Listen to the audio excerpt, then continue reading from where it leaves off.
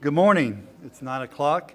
It's Tuesday, June 22nd, 2021, and would like to welcome you to the Board of County Commissioner regular meeting. This morning, our invocation will be led by Steve Burkowski, Pastor Burkowski, from the Open Door Church of God. And brother, would you remember our friend Jack Tuttle is in the hospital and took a little turn for the worse yesterday. And he's a friend of ours in the county, and our Pledge of Allegiance will be led by Commissioner Adamczak. All rise if you can.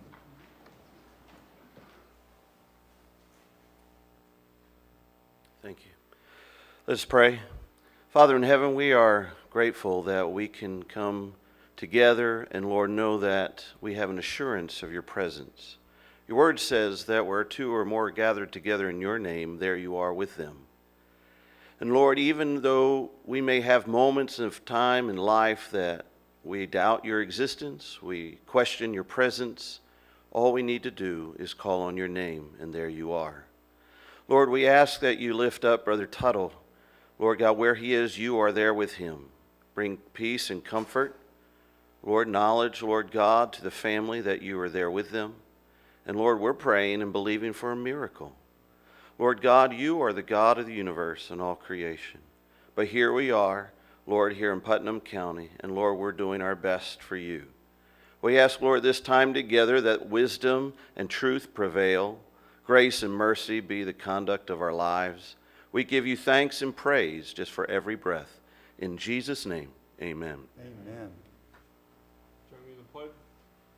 Pledge allegiance to the flag of the United States of America and to the republic for which it stands, one nation under God, indivisible, with liberty and justice for all. Thank you, Pastor, and thank you, Commissioner Adamczak. Mr. Tuttle had said I could share.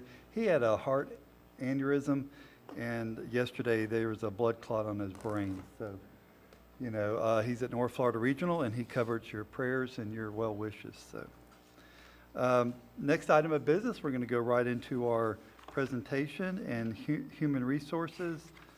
Well, first of all, I think you see the balloons over to my left. Yesterday was our amazing county administrator's birthday, Mr. Terry Suggs. So I think a good round of happy birthday to you. We did that enough yesterday. Forgo the singing? Recognition is plenty. Forgo the singing? Okay. All right. Well, happy birthday from the board and from all of us. So, okay. Thank you, Mr. Chairman. I appreciate that very much. I couldn't resist having Sarah tie the balloons to your chair. Yeah, I'm going to have to talk to Sarah about who answers to who around here, but that's okay. But, yeah. I thought she was the board secretary. All right. Good deal. Human resources? Who's going to take care of that? We will, Mr. Chairman. Miss Parker is feeling under the weather, so if I could have Mr. Jay Tilton, our solid waste director, and his team come to the podium this morning to recognize Ms. Karen Adams for her years of service. Nicole, could you turn the air on a little bit? It's all the way up. I just checked it. It's broke. Oh. It's going to be one of those mornings. I think Julianne went and clipped the wires off of it where it'd be warmer in here. That's just not right. Good morning, Commissioners. Good morning. We would like to, first and foremost, thank everyone for allowing this opportunity to recognize Ms. Karen Adams this morning. Karen Adams was a staff assistant, too, from my department, and she started with the county in 2004 as a customer service rep with the tax collector's office, and in 2005, she transferred from the tax collector's office to the Board of County Commissioners. And she is now getting ready to retire here in the coming weeks after 17 years of service. It didn't take me long to realize what an employee we had when I got here 2 years ago, Ms. Karen Adams. You know those who are dedicated. You know those who are willing to go above and beyond what they are being asked to do. And she truly embodies an ideal employee of what we want. But above everything that she does for me, she might be a better person in reality. And her calming nature, she's just like having a wonderful aunt or a mama around just to, when everything's kind of going sideways, that smile that opportunity, somebody to listen to you when you just got a vent so your head doesn't blow off, is what I'm going to probably miss the most. Miss Karen today has asked me if I would thank a few people for her because, well, she didn't know if she could get through it or not. So I'm going to take the opportunity to read what she has asked to be said, if y'all indulge me just for a minute. I would like to say thank you to Jay and Lynn for being great supervisors and running our department smoothly day by day. I would also like to say thank you to Nancy Jones for being my office buddy and coworker for the last 17 years. To Lynn and Nancy, we will always have Hurricane Matthew, Irma, and a pandemic as fond memories. A special thank you to Winona Little for stepping up and learning my job during the hiring process for my replacement. A special shout out to Elizabeth Middlebrook at our Huntington Convenience Center. Thank you for your friendship and just keep on keeping on. We have a great team at the sanitation department. It has been a great experience to work with everyone, the operators, waymasters, and attendants. I loved my job and will miss everyone, but am also looking forward to this new chapter. I also would like to acknowledge and thank my family for their support. So with that being said, we would like to present Miss Karen Adams this plaque for her 17 years of dedicated service to the citizens of Putnam County and the sanitation department. Thank you, Miss Karen.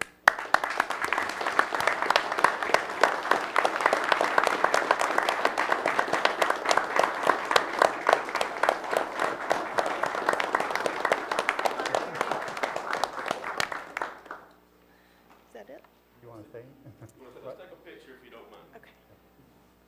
We'll come down there with you. Come on, guys. Julie has to stand up front.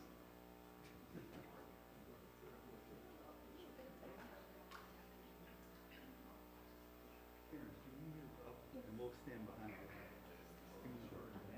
We're going to, there we go. All right, let us get in. Are we in? Everybody screwed in. All right.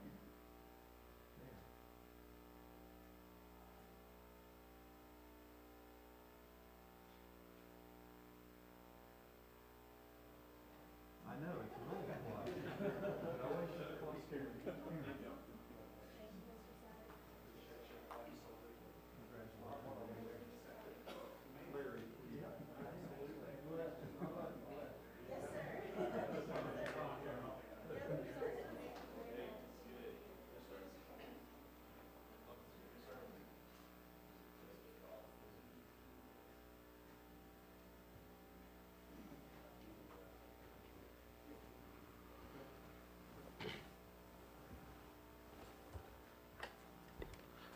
I've just been asked to recognize a couple more people real quick that I have here with me in the audience today.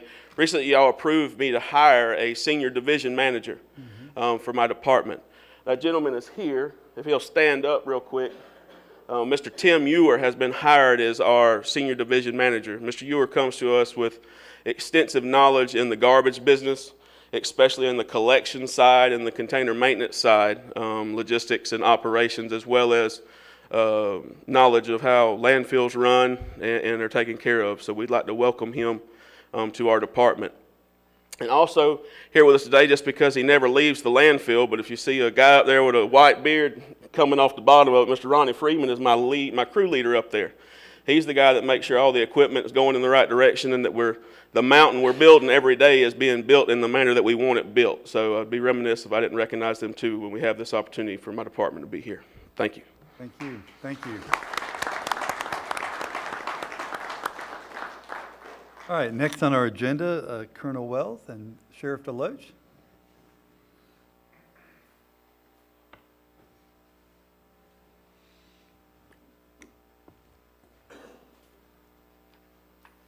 Good morning, Mr. Chairman, members of the board, staff, and those in the audience. It's our pleasure to be here in front of you today to recognize once again some of our members of the Sheriff's Office for exemplary service. We have several members we're presenting with Sheriff's Achievement Medals today. Colonel Wells will read the recommendation for the award, and then I'll ask them to come up here. Thank you, Sheriff. On March 2021, deputies responded to a violent domestic violence situation in Satsuma. The victim, who was being held against her will, secretly texted a friend at a separate location asking that friend to call for help. When deputies arrived, they made contact with the victim, who was scared to speak. Deputies sensed that something was wrong and quickly escorted the victim to safety. Through further investigation, the initial responding deputies learned that a relative of the victim had battered her and pointed a firearm at her head. While the victim was safe, the suspect remained inside the residence, still armed with a firearm. Based on this information, the shift commander notified the Putnam County Sheriff's Office Special Operations Commander, who activated the SWAT and crisis intervention teams. The crisis intervention team is comprised of highly trained and expertly skilled individuals charged with negotiating a peaceful resolution to potentially volatile and dangerous situations such as barricaded suspects, persons in mental crisis, and hostage incidents.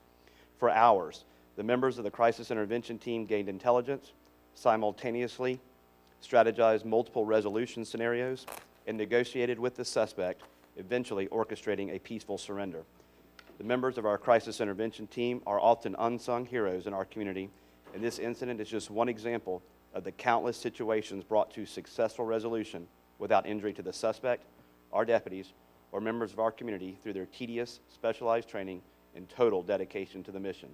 Therefore, Captain Elton Miller, Team Commander, Lieutenant Randy Hayes, Corporal Joseph Abbott, Deputy Danette Evie, Deputy Ralph Correa, and Deputy Sean Anderson, who have distinguished themselves through meritorious service, are hereby awarded the Sheriff's Achievement Medal.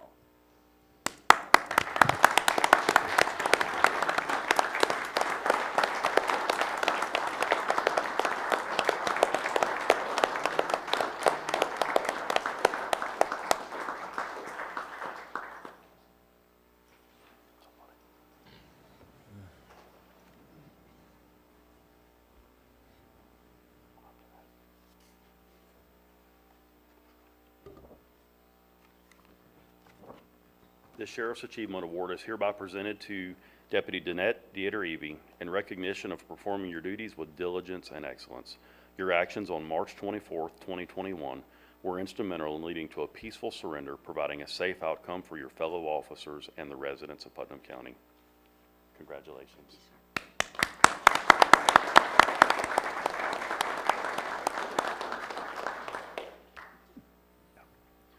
So, hold on just a second, Danette. I'm gonna put you on the spot here. Danette has actually distinguished herself with a number of years of service. How many years now, Danette? November 20th. 20th year of service. Unfortunately, she will be leaving us in the near future, but I'd like everyone to take an opportunity to tell her how good she looks in green and how much she's gonna be missed.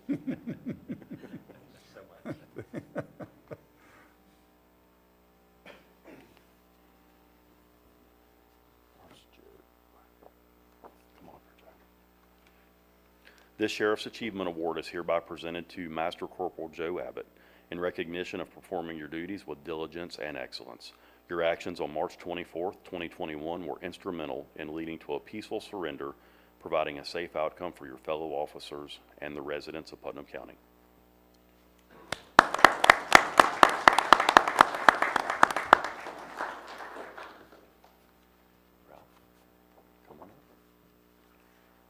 This Sheriff's Achievement Award is hereby presented to Deputy Ralph Correa in recognition of performing your duties with diligence and excellence.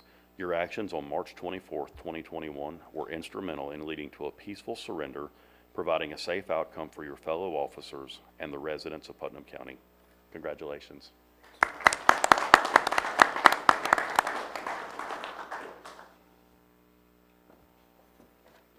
Sean. This Sheriff's Achievement Award is hereby presented to Deputy Sean Anderson in recognition of performing your duties with diligence and excellence. Your actions on March 24th, 2021 were instrumental in leading to a peaceful surrender, providing a safe outcome for your fellow officers and the residents of Putnam County. Congratulations.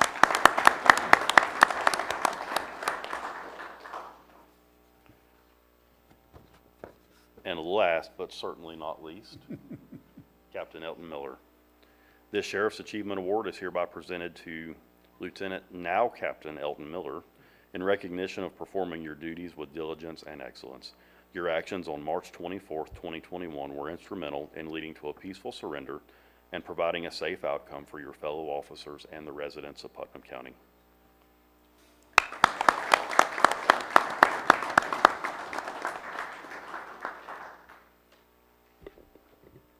that concludes our recognition. I would like to get a photo with the board if it so pleases you. We'll come down. I need to stay up here with all these. Think we should stay? Yeah, probably with all, I don't know they get us all in the picture. Yeah, okay, not a bad idea. Okay, we're gonna stay up here, Sheriff, and, Okay? okay?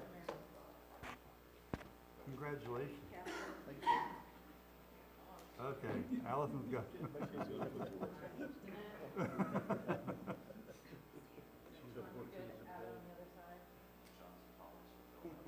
Well, actually, yeah, swap.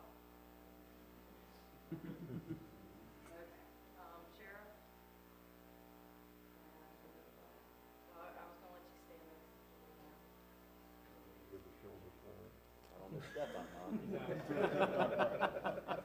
All right, everybody look at me. Got all the heads and that, let me just see over there. Just the hair, Jeff. Jeff, you go that way. Yeah. All right, and here we go. 1, 2, 3.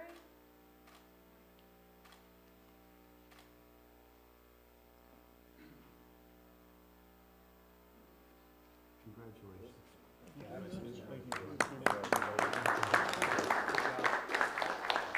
Great retirement.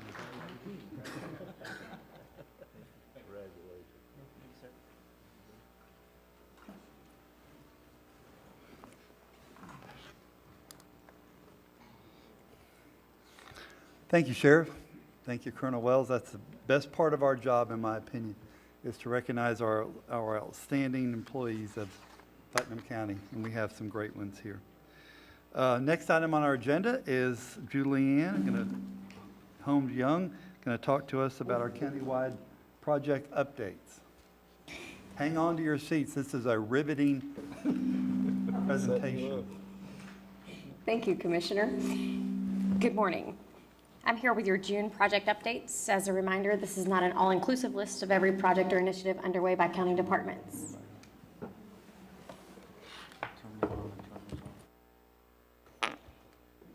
This list is intended to be projects of most importance to administration, commissioners, or residents. We'll start this morning with the update on the animal control facility. The core borings were obtained and analysis provided to Commissioner Rawls, who is working on some final details prior to moving it forward. The Department of Health interior building renovation project is underway. Renovations to the clinic area and the lobby restrooms are substantially complete. Punch list items remain and are being addressed. Renovations to the rash room, shower, and the conference room are approximately 50% complete. The project is expected to be completed in late summer of 2021. The Department of Health is also going through the on-site sewage treatment and disposal systems transfer from the Department of Health to the Department of Environmental Protection. The on-site sewage treatment and disposal system program will be transferring from DOH to DEP this July. Senate Bill 712 from the 2020 session requires the transfer of the program to DEP effective July 1, 2021. A new interagency agreement will frame the interaction between DEP and DOH and how the local DOH offices will operate. The agreement is legislatively required to cover the next 5 years, allowing for the agencies to work on a completed transfer of the program, including the CHD employees, to DEP at the end of the 5-year period.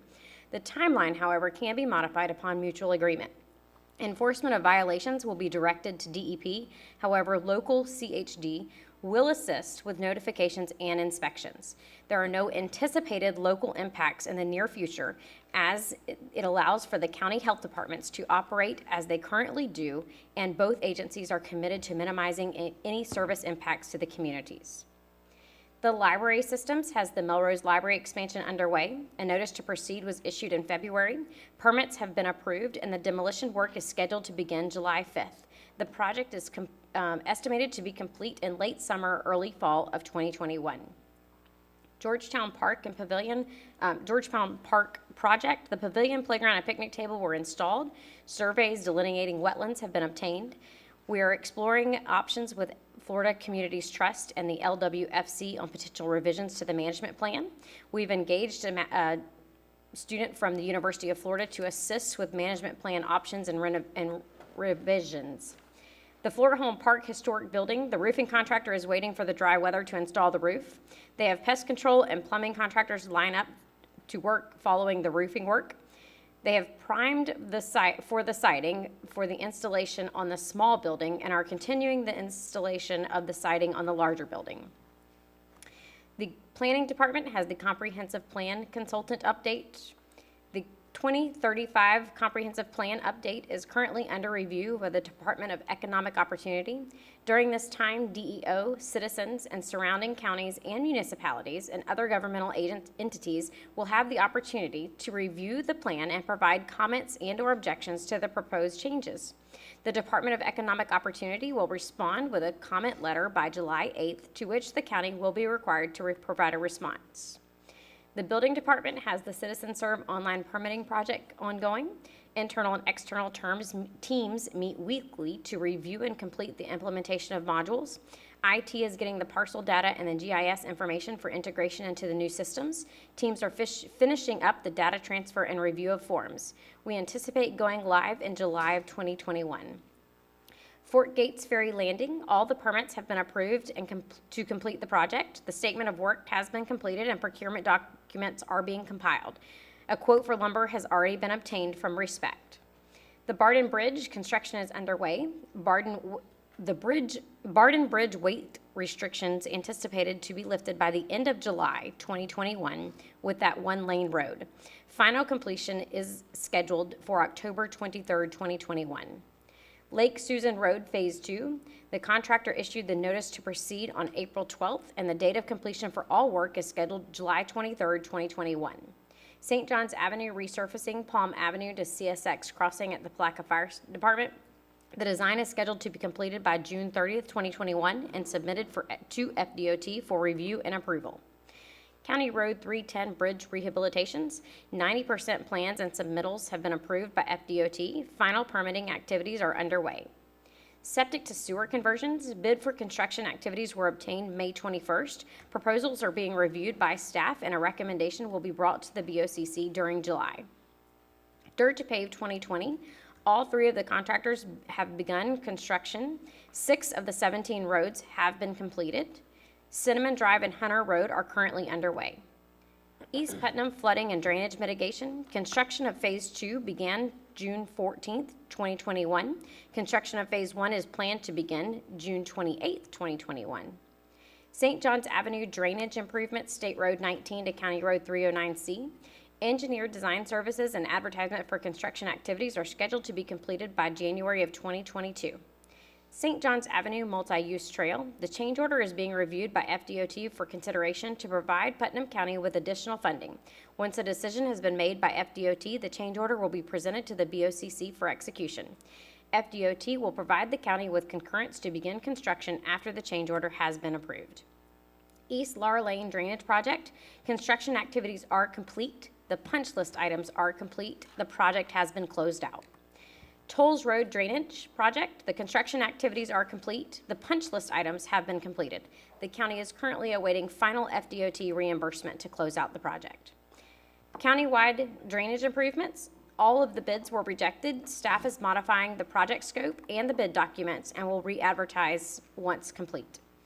South Palm Sidewalk, Druid Street to Silver Lake, 100% design plans reviewed and approved by FDOT and Putnam County Public Works is currently waiting for funding agreements for construction activities.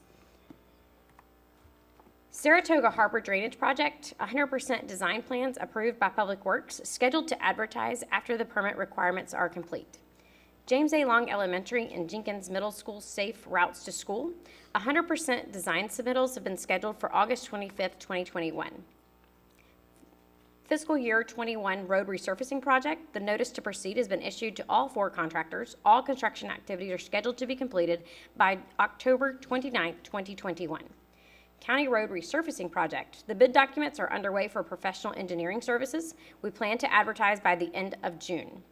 Cell 4A construction by the Sanitation Department. Cell 4A is still on schedule. The wet well installation is still ongoing, and the subgrade for the cell floor is almost complete. That concludes this morning's project update. Wasn't that a lively presentation? I think so. Now, I tell you, thank you, Julianne, and honestly, there's a lot going on in Putnam County, and it is beneficial for our county to move these projects forward. So, Commissioners, any questions for Ms. Julianne? on that? All right, good. We'll go down to our next item of business, and this is our public comment on agenda items. Is there anybody in the public would like to speak on items A through H on our agenda? This is H through I. Sorry about that. I did lose that. Yep. Okay, hearing no public comments. Commissioner Rawls, any items you'd like to pull? I have none. Okay, Commissioner Pickens? I have none. Commissioner Adams, that. G and I. G and I. Mr. Turner? None additional. Okay, and I have none. The chair will entertain a motion on the remaining items. Mr. Chairman, I move that we approve the consent agenda except for items G and I. Proper motion by Commissioner Turner. I'll second. Proper second by Commissioner Pickens. Any further discussion on the motion? Hearing none, all in favor signify by saying aye. Aye. Opposed, like sign, the ayes have it. Thank you very much. Commissioner Adamczak, item G, page 52 of your agenda. Yeah, so I guess under G, I mean, it doesn't seem that absurd, but I guess my question every time we get one of these up is, were there other vendors considered? Was there other manufacturers considered? Just all the standard stuff that I just hope to someday see on this when we get something that comes up that says, hey, we looked at John Deere, we looked at Caterpillar. Caterpillar looks like it's so much cheaper, or the features are better, just some more information. And I guess I'm gonna keep pulling these things until that information starts coming as part of the agenda. So just some background on why sir. we chose this particular piece of equipment, how the pricing compared. Right. I understand that the idea is it's a bigger piece, it's gonna allow us to get more compression. How does that more compression, like is it 10% more, is it 20% more, any gauge on that? So just a little bit of background on the choice for the piece of equipment. The 20 years I've been in the garbage business, and if you look at kind of the industry standard, your smaller dozers are ones that you can replace like an 850 John Deere for a D6 dozer, or for a D6 Caterpillar.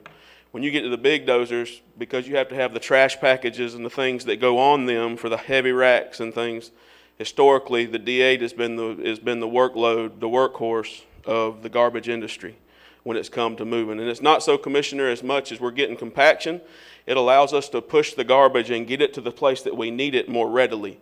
When you're getting 25-ton loads getting plopped out on the ground, your D6 will take you probably about 6 to 8 swaths, where with this one I can do it in 2. So it's more of a matter of being more efficient, not allowing, because as the garbage comes out, you got to think that's a 53-foot trailer.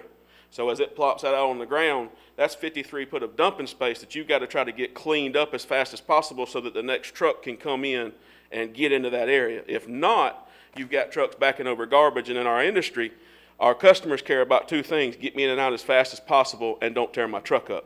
So ultimately, that was the reason for going with the CAT. The other reason is the machines that we bought in the past were dirt machines. They're a D6N, not a D6T, which has a bull blade on it, which is for pushing.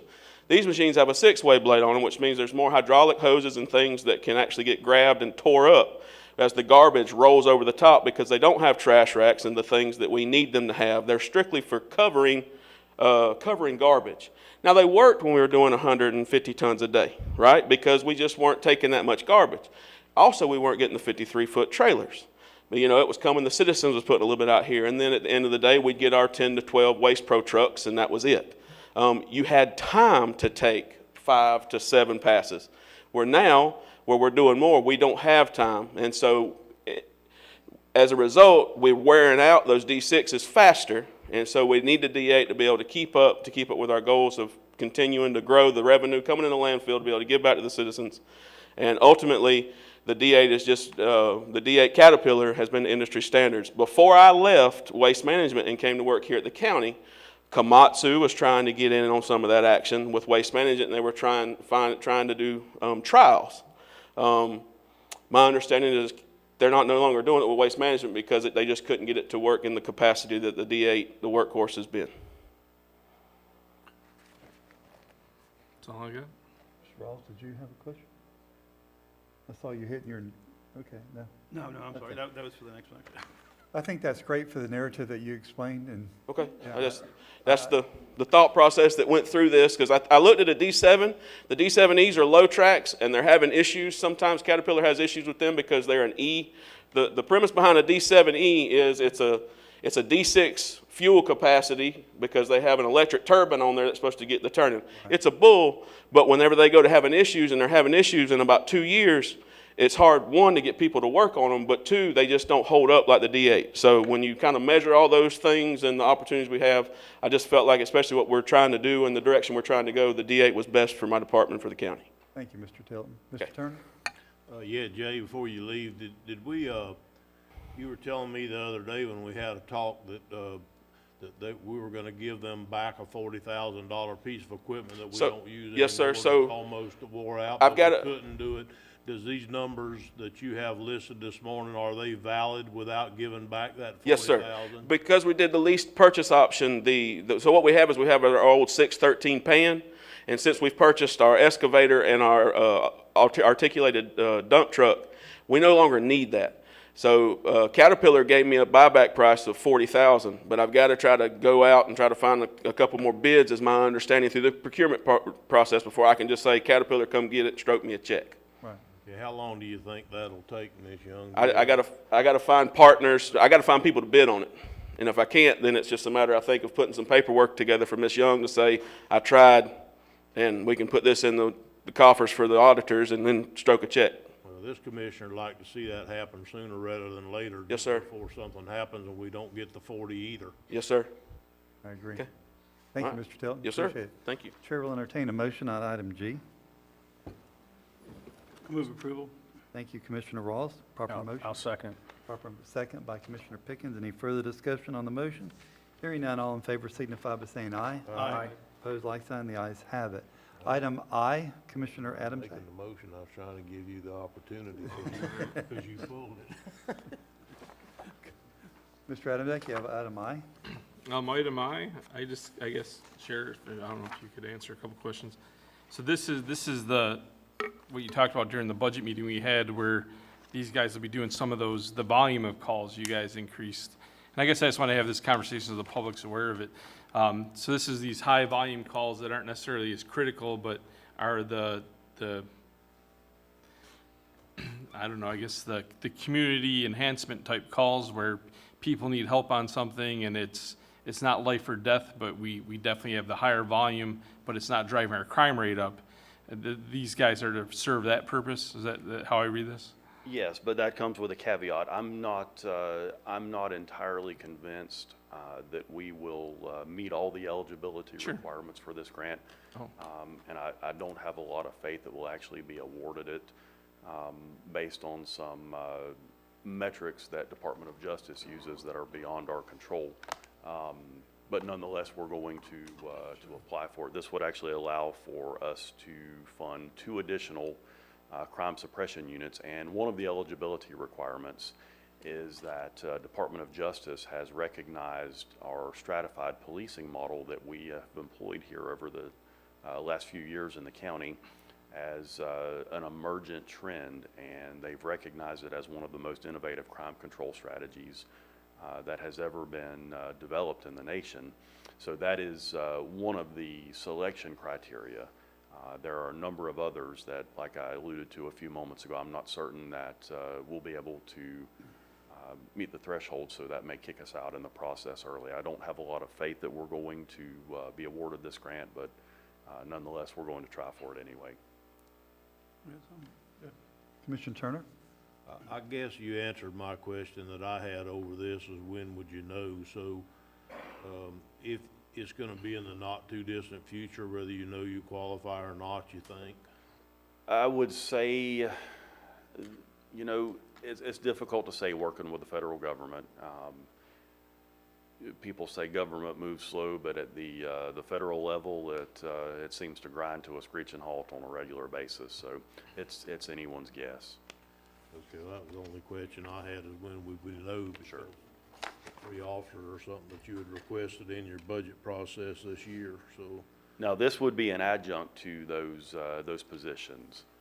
Well, if if you get this money, or you get this, grant, and the county has to pay the $62,500 a year for the 3 years that's covered in the grant, would that be positions that would be reoccurring after that, or would they be if you didn't get further funding, or would that be something that the commission would have to fund starting year 4 on their own as a recurring expense? That's correct.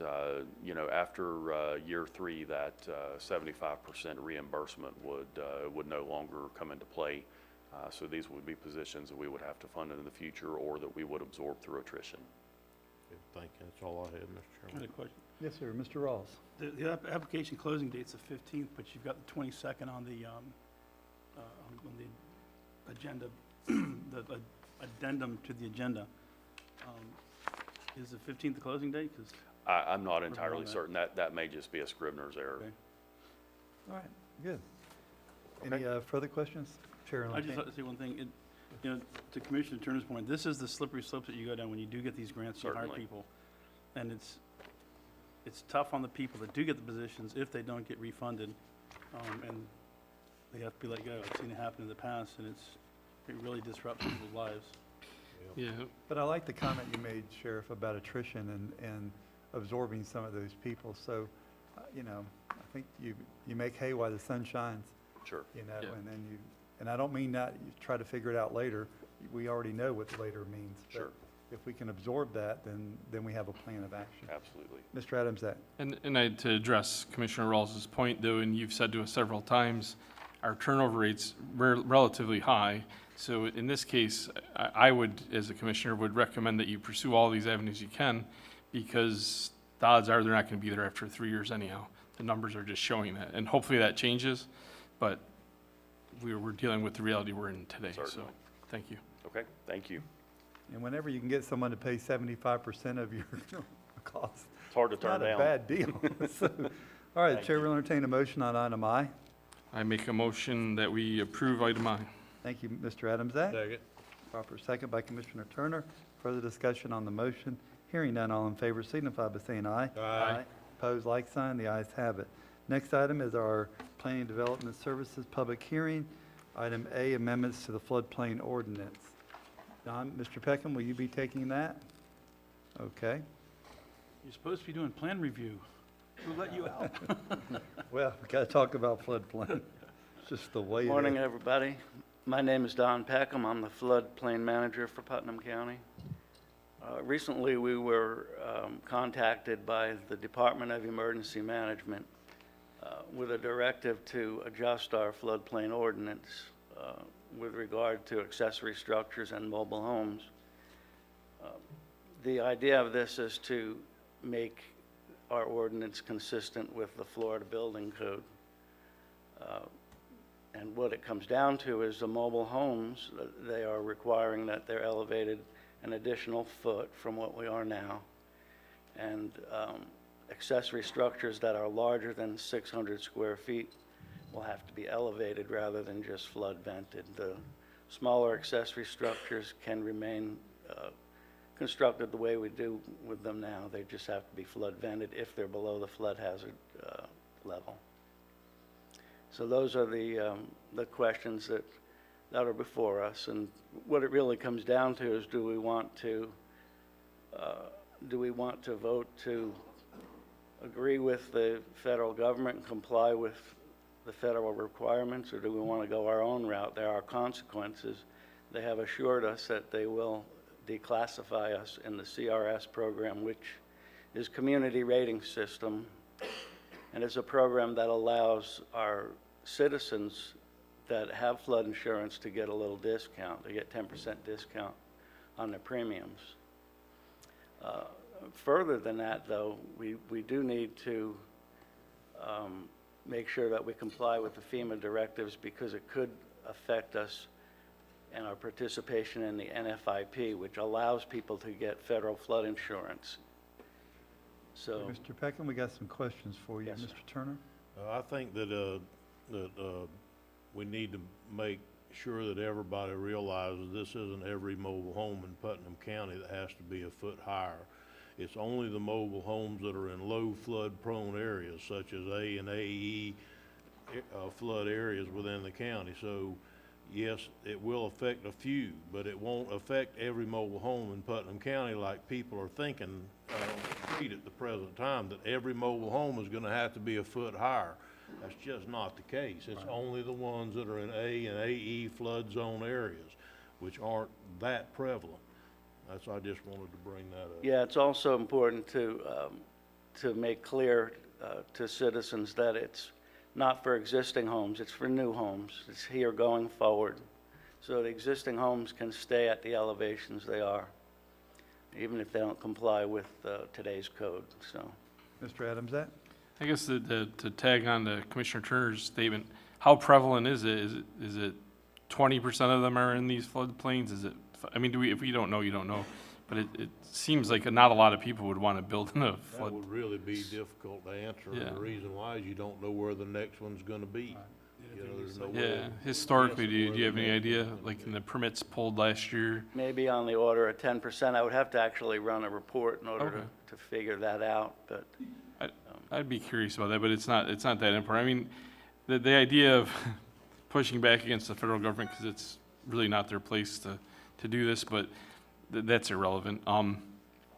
So I think we need to do what's best for our community on this one. I mean, it's pretty simple for me. Thanks.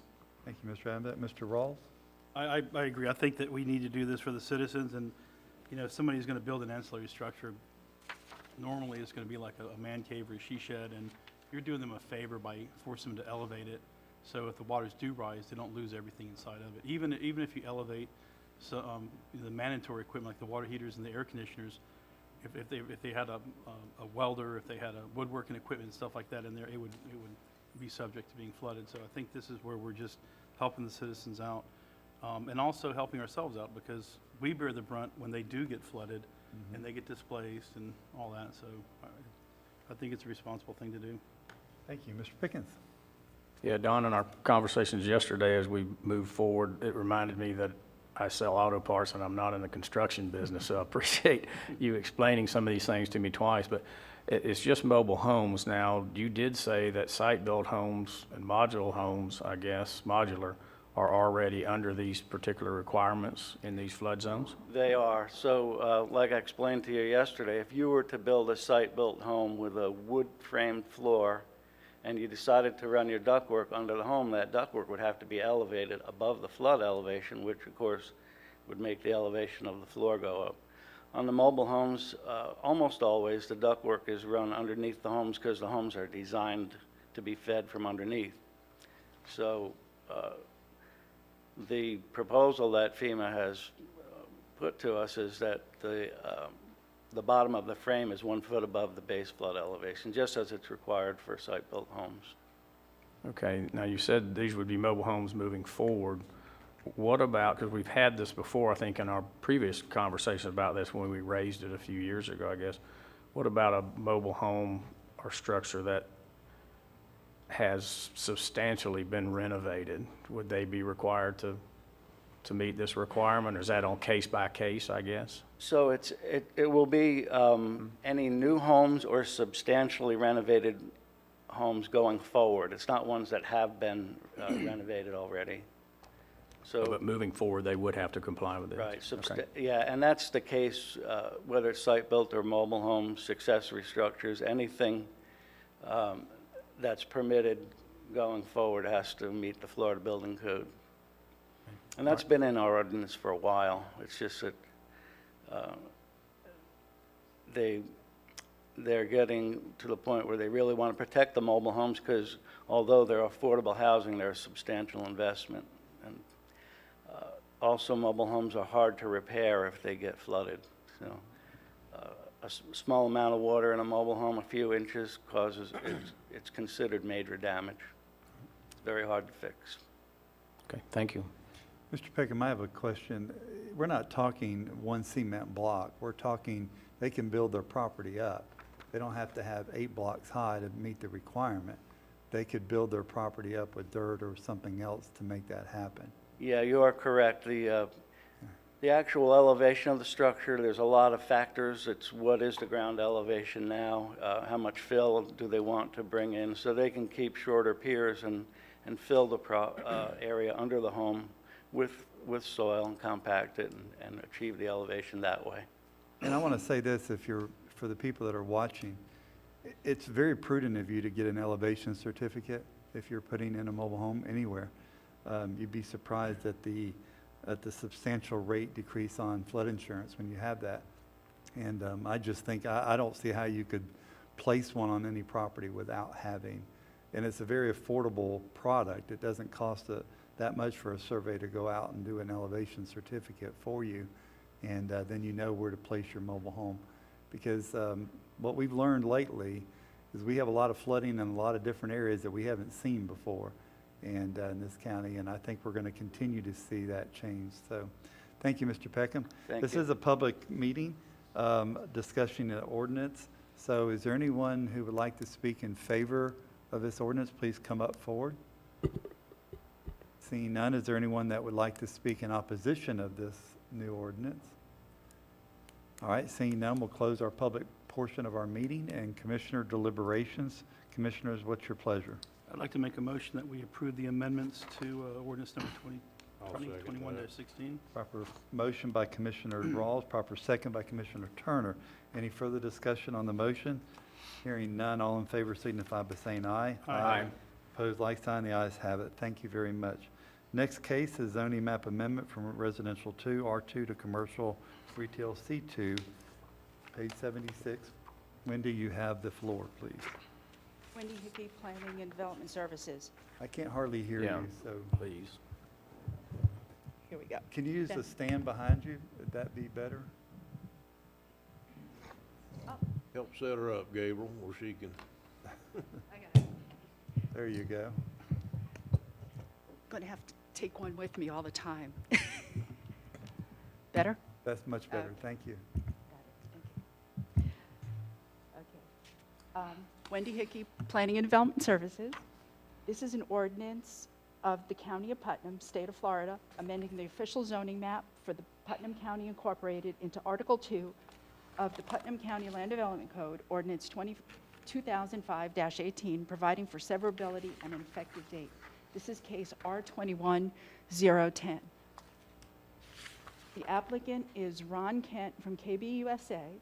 It's a rezoning for 2 parcels from residential R2 to commercial retail C2. The property is located on the west side of Towles Avenue at the corner of State Road 19.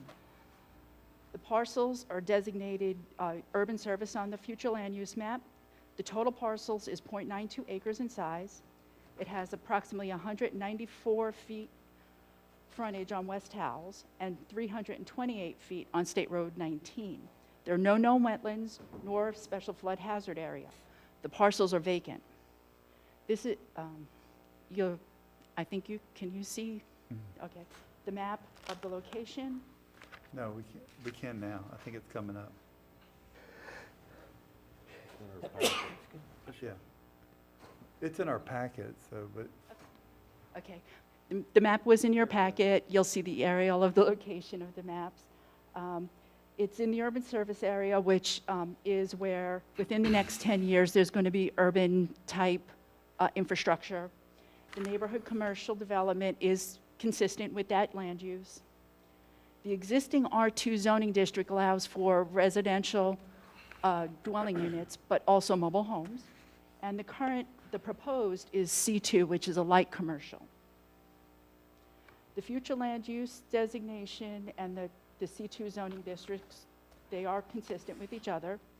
West Towles is a paved 2-lane local road. It abuts State Road 19, which is a minor arterial.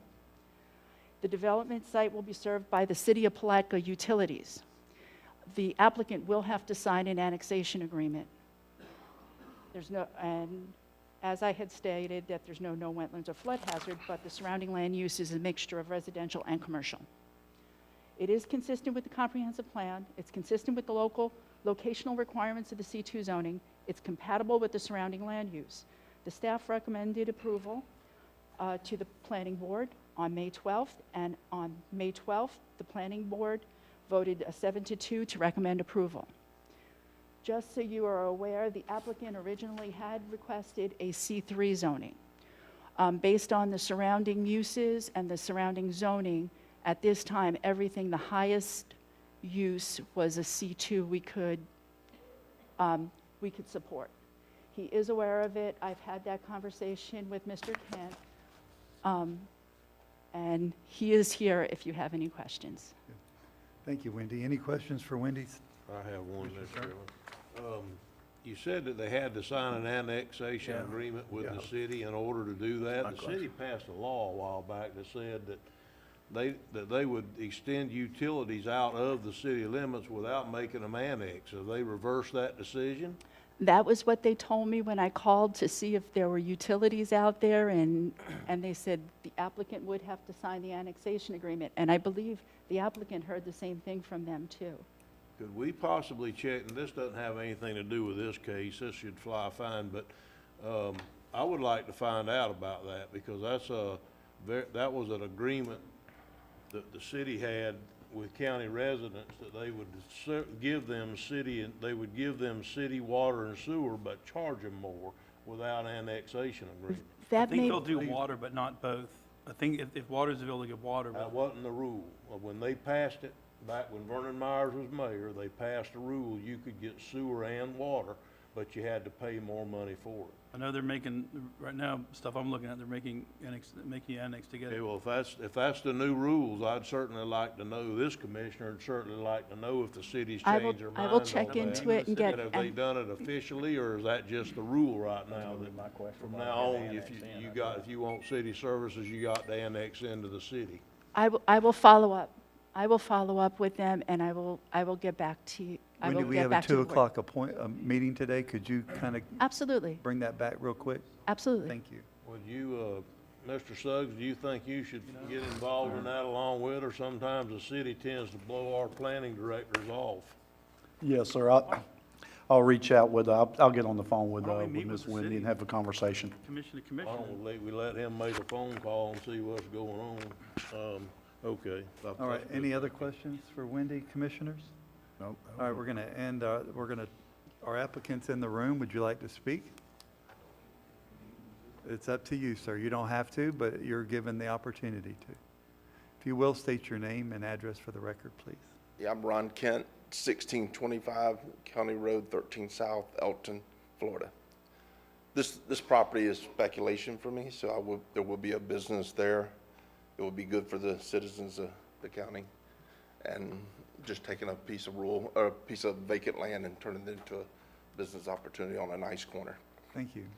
Mr. And Turner? I did put in a utility availability request with the city, and it's there at the corner, both of them, so.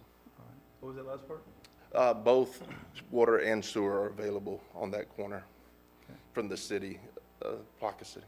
Mr. Turner? you- The only question I have, can you do what you wanted to do with the C2, Ron? I originally asked for C3 because it would give me Okay. obviously more Can we get choices. by I'm with dealing two? with others, trying to negotiate what's going to be there. I understand the reasoning was the neighbors were C2 was the maximum zoning in that area around me, but also the road that I'm on, Tiles Avenue, is a minor arterial. So I guess staff wanted to recommend C2, but if I do run into an opportunity where I need to come back to the commission, I will put in that application. Okay. Thank you. Any other Thank you questions? for considering. Thank you. You have any questions for me? I'm asking now. No, Oh. doesn't appear no one does. I have one. Okay, Mr. I Pickens. guess so your access to your business would be off of Towles Road, not off, I guess that's 19, I guess. Yes, sir. That's correct. Have you looked in? Obviously, it would be a much more extensive cost to come off of 19 if they would even allow it with Allow that close proximity. Okay, And the property size is probably too small for that. okay, thank you. Thank you, sir. All right, good, thank you. Is anybody in the audit, we're going to, if you'll sit down, anybody in the audience want to speak in favor of this application? It is a public hearing.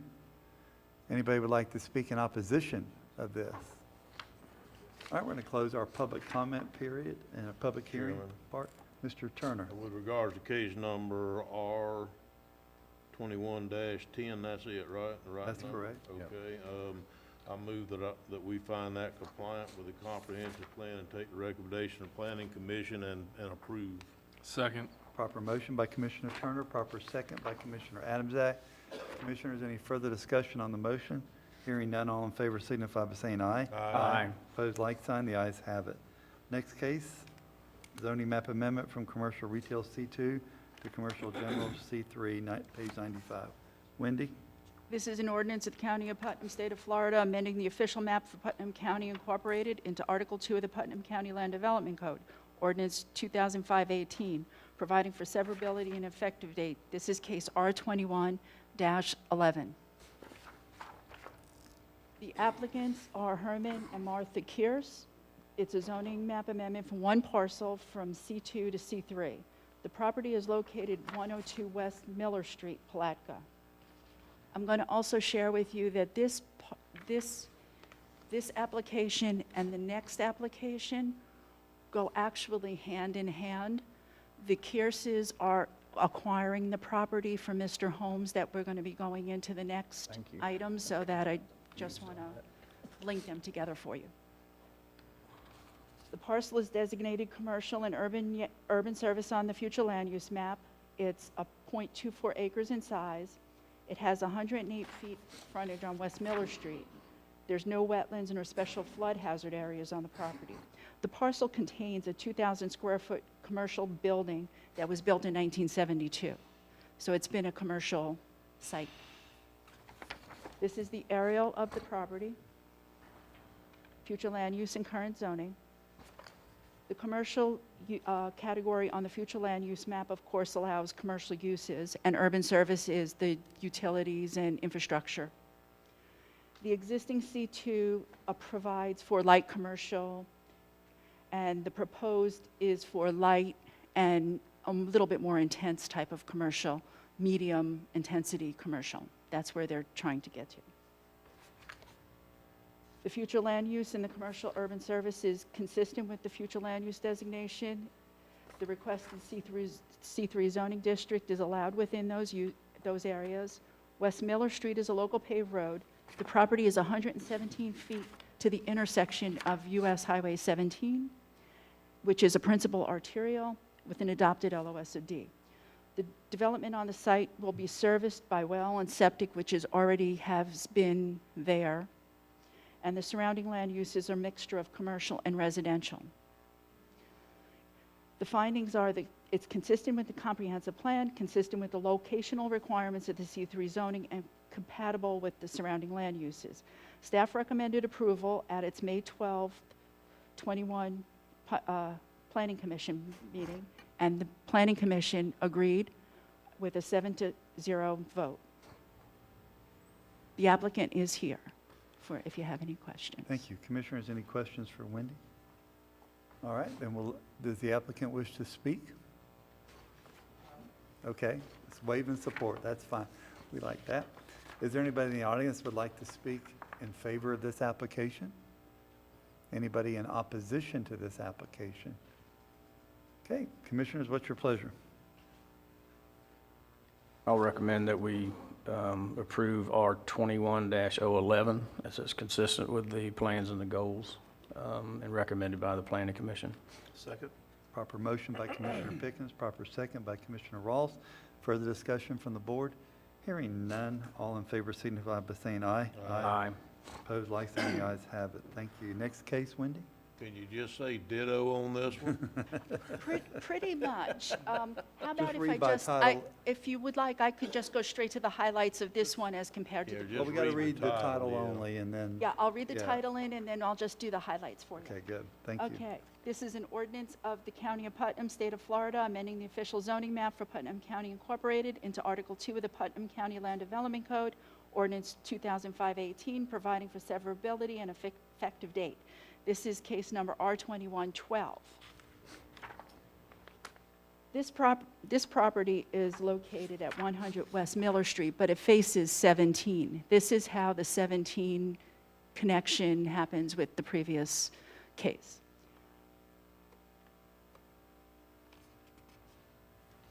This is the location map. As you can see, it's just the frontage of that property we just saw. This one has a commercial future land use, which is consistent with the requested zoning. The future land use in the commercial proposed C3 zoning is Wendy, I consistent with think the we're future pretty land good. use and all that other good stuff. I think we're good. Commissioners, Okay. any questions for Wendy on this application? None. All right, we have none. Is the applicant in the room would like to speak? I don't see that. Anybody in opposition would like to speak? Anybody in favor would like to speak? And we'll shut down the public portion of that hearing and commissioner deliberations and recommendations. I move approval of ordinance 2021-25. Proper motion by Commissioner Rawls, Second.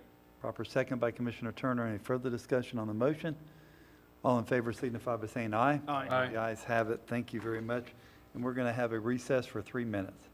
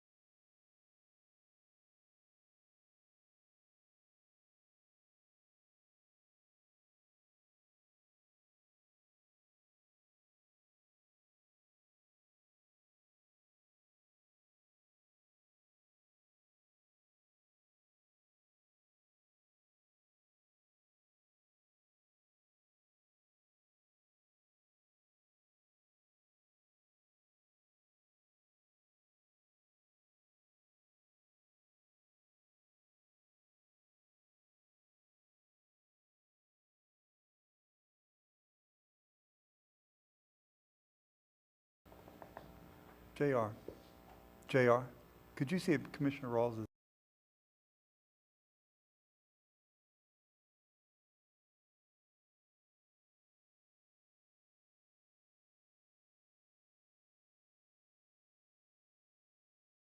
And the next item on our agenda is fine reduction case 2009-511. Mr. Moore, you have the floor. Yes, sir. The address is 174 South County Road 21. The property owner's name is Darlene Scott. The violation was unsafe structure. The original fine amount was $106,518.50. The total cost of enforcement action was $2,653. The property owner recently purchased the property. It is now compliant, and they are requesting a fine reduction. If the board approves, we recommend the reduced fine to be paid within 90 days. Thank you.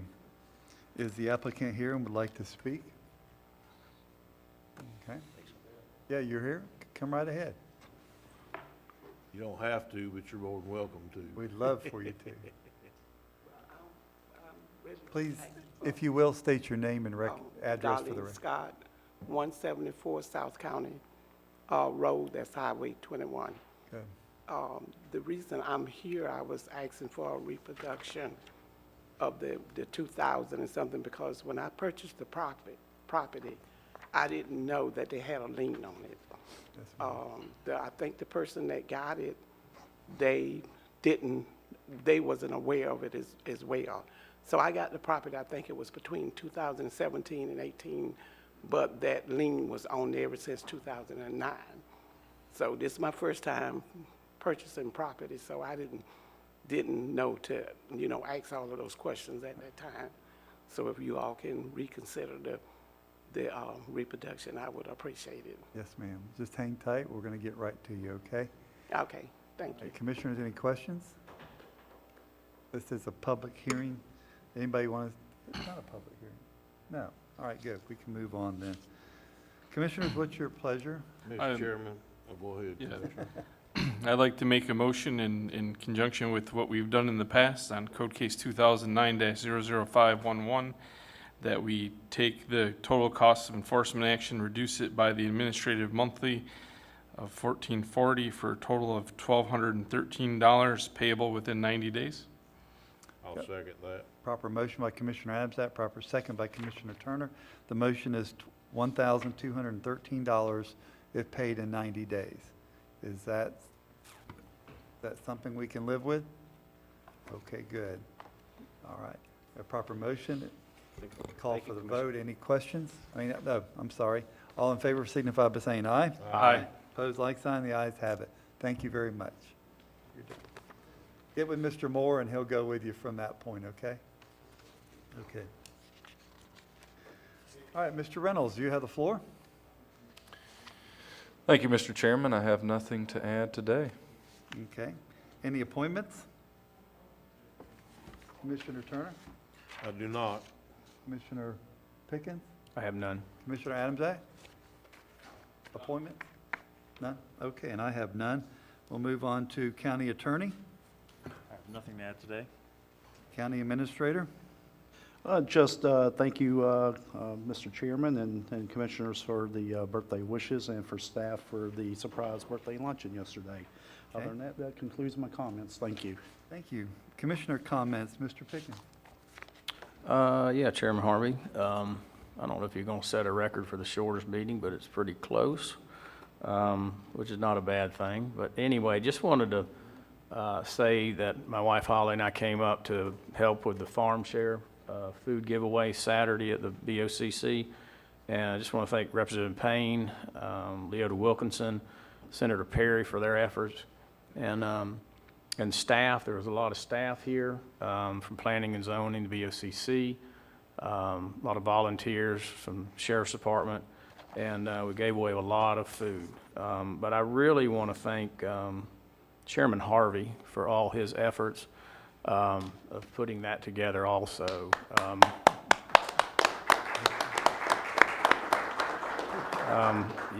When you help Larry with something, all you really have to do is show up, because pretty much everything's prepared.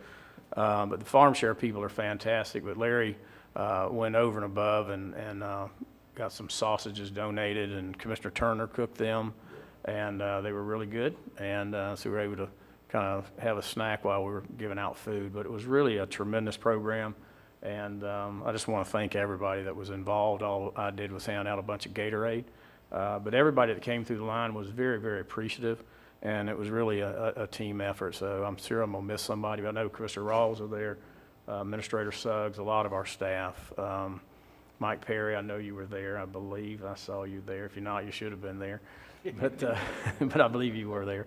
So anyway, I just want to thank everybody. And this Saturday, the Crescent City Yacht Club is sponsoring, I think it's the 9th annual Red, White, and Boom fireworks. They are expanding this some. They'll kick off around 1 o'clock, and they'll have music. They'll have arts and crafts vendors, and also food vendors. So that's at the City Dock in Crescent City, Saturday the 26th. And I just want to thank the Crescent City Yacht Club for their efforts. That's all I have. Thank you. Commissioner Adamsack. Yeah, thank you guys for doing that. Unfortunately, I couldn't be there. I was teaching Sunday school, so that was a prior thing that I committed to. So had a great time with the kids. Our theme was construction themed, so we were all wearing orange and stuff. It was really exciting. We reached to several kids in our community out there in West Putnam, in the Johnson area. Glad you guys did that, and I really don't have a lot else to say. Just keep reaching out to people in our community for God and for our country, and keep praying for everything. Thank you. Thank you, Commissioner Turner. Yes, thank you, Mr. Chairman. I'd like to also follow Commissioner Pickens on the farm share event. It went very well, and appreciative of your efforts by all means. I would like to, we talked about our bridge stuff a while back, and we identified a bridge out on West River Road that has scalding issues. Are we looking at that at the moment? I'll say in that one on That particular one We this are. afternoon? Okay, I missed it on the agenda this afternoon. My comment would be, I know that we get DOT reports on a lot of these bridges. Could we just kind of flip through them and see which ones of them babies that we can save, instead of just letting them go on and die, and then we have to spend $5 million instead of $500,000 on them or whatever? And let's start digging at some of these things and see what we can do. I mean, I know that we have reports and we got hundreds of bridges. You know, it may be that we can fix some in the few thousands at this point instead of replacing them in the millions. So if we could start looking at that, I would really like to make that a higher priority than what it's been in the past, if possible, where we can fix some of this stuff for pennies on the dollar at this point. So, and that's all I had today, Mr. Chairman. Thank you. Thank you, Mr. Turner. I do want to thank everyone that came to Farm Share. It was a great event. Fed over 523 families, 54 volunteers. Just a great morning. At first, we were kind of concerned, but the volunteers all showed up, and Commissioner Turner did an excellent job on the sausages on the sticks. I just want you to know, using prior Commissioner Goddard, who, when he left office, Commissioner Pickens bought the grill so he would have a grill to use.